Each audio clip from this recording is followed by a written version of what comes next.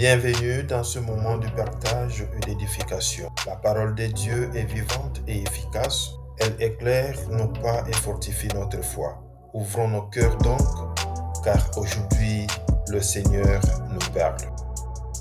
Commençons notre méditation au nom du Père et du Fils et du Saint-Esprit. Amen. Évangile de Jésus-Christ selon Saint Luc. En ce temps-là, de grandes foules faisaient route avec Jésus. Il se retourna et leur dit: Si quelqu'un vient à moi sans me préférer à son père, à sa mère, sa femme, ses enfants, ses frères et sœurs, et même à sa propre vie, il ne peut pas être mon disciple.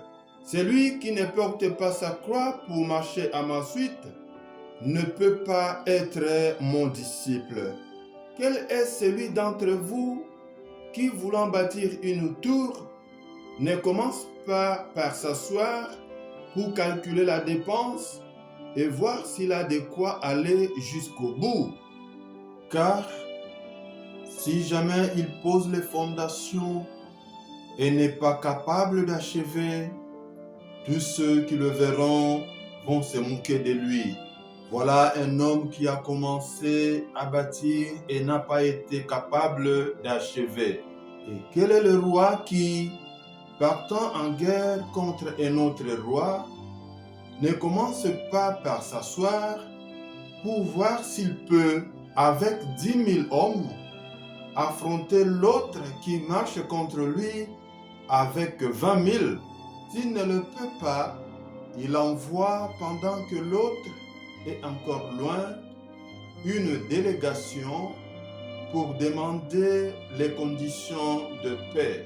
Ainsi donc, celui d'entre vous qui ne renonce pas à tout ce qui lui appartient ne peut pas être mon témoin.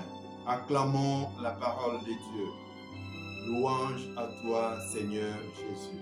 Bien-aimés dans le Seigneur, ce début du mois de septembre est caractérisé par la rentrée scolaire pour certains et la rentrée académique pour les autres.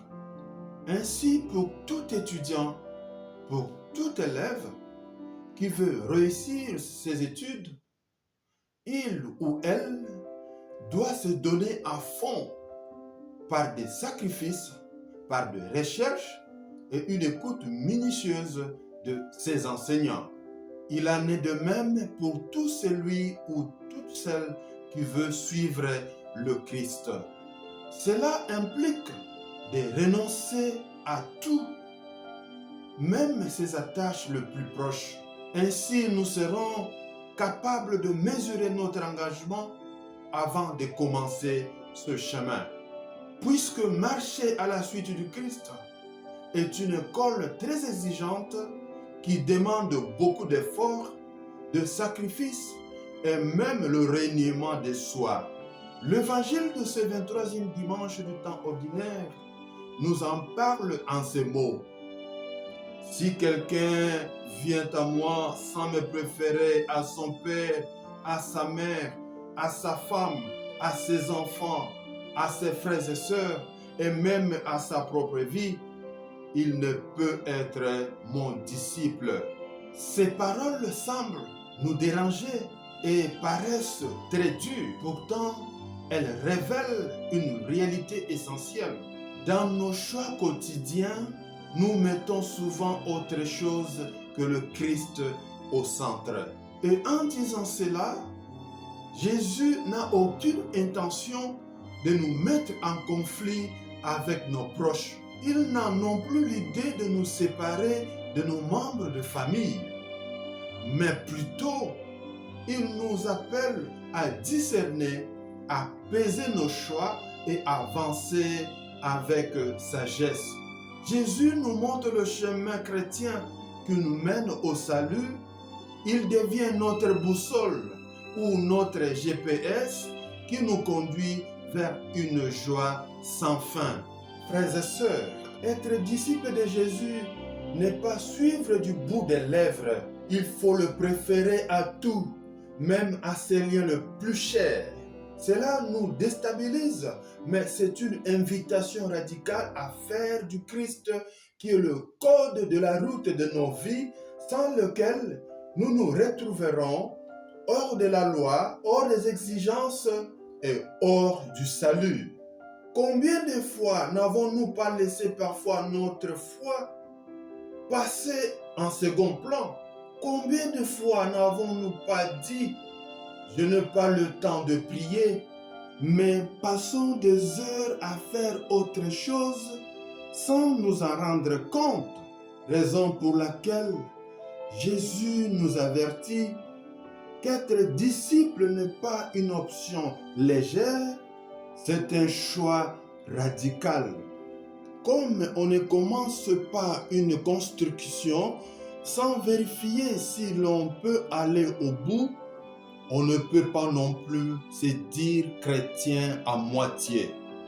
Un jour, un jeune homme me racontait une histoire qu'il devrait aller s'inscrire dans une salle de sport. Il était plein de motivation. Mais après 2 jours, il s'est dit « c'est trop dur, c'est trop exigeant ».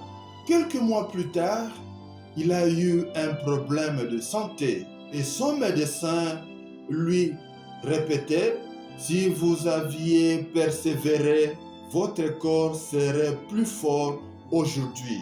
Chers amis, notre vie spirituelle est un peu pareille. On commence parfois avec enthousiasme, puis on abandonne parce que c'est trop exigeant.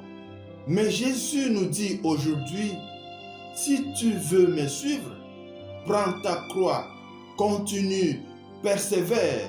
C'est cette fidélité qui donne la vraie force intérieure.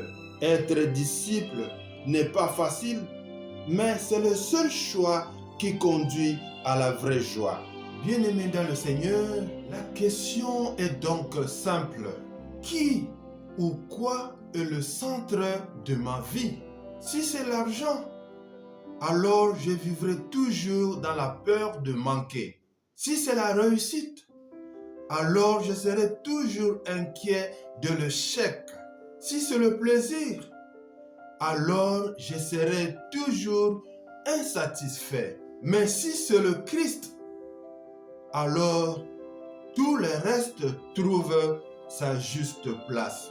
Voilà pourquoi, bien-aimés, osons préférer le Christ et nous découvrirons que lui seul nous suffit. Que Dieu vous bénisse, que Dieu vous accorde la grâce d'avoir le Christ dans votre vie comme le seul qui vous donne tout ce dont vous avez besoin. N'oubliez pas de partager cette vidéo avec vos proches et dans vos groupes. Merci.